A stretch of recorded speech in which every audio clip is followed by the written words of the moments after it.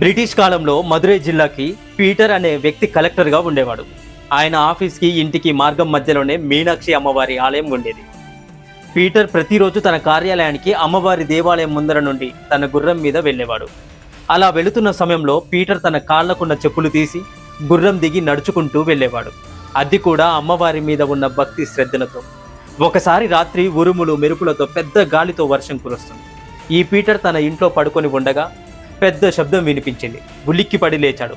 తీరా చూస్తే ఎదురుగా ఒక స్త్రీ ఒంటి నిండా బంగారు ఆభరణాలతో కనిపించింది.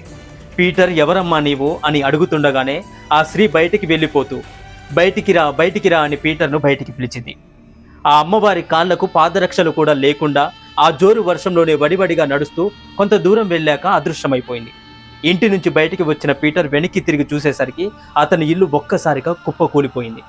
నిర్ఘాంతపోయిన పీటర్ కొద్దిసేపటికి తేరుకొని ఈ అర్ధరాత్రి వచ్చి తనను బయటికి పిలిచి ఈ ఘోరమైన ప్రమాదం నుండి కాపాడింది సాక్షాత్తు ఆ మధుర మీనాక్షి అమ్మవారే అని గ్రహించాడు. ఆ మరునాడు కలెక్టర్ పీటర్ భక్తితో అమ్మవారి ఆలయానికి వెళ్ళి అర్చకులను సంప్రదించి రాత్రి జరిగిన ఉదంతాన్ని వారికి తెలియజేశాడు. అయ్యా, రాత్రి నాకు దర్శనమిచ్చిన మీనాక్షి అమ్మవారి కాళ్లకు పాదరక్షలు లేవని గమనించాను. నేను అమ్మవారికి బంగారు పాదరక్షలు బహుమతిగా ఇవ్వాలని అనుకుంటున్నాను. మీరు అంగీకరించి నాకు ఈ అవకాశాన్ని ఇవ్వగలరని వేడుకుంటున్నాను అన్నాడు పీటర్. అర్చకుల అంగీకారంతో 412 రూపీస్, 72 ఎమిరాట్స్, 80 డైమండ్స్తో వజ్ర వైరూట్య సహితమైన అత్యంత విలువైన స్వర్ణ పాదుకలను ఆ మధుర మీనాక్షి అమ్మవారికి సమర్పించాడు కలెక్టర్ పీటర్.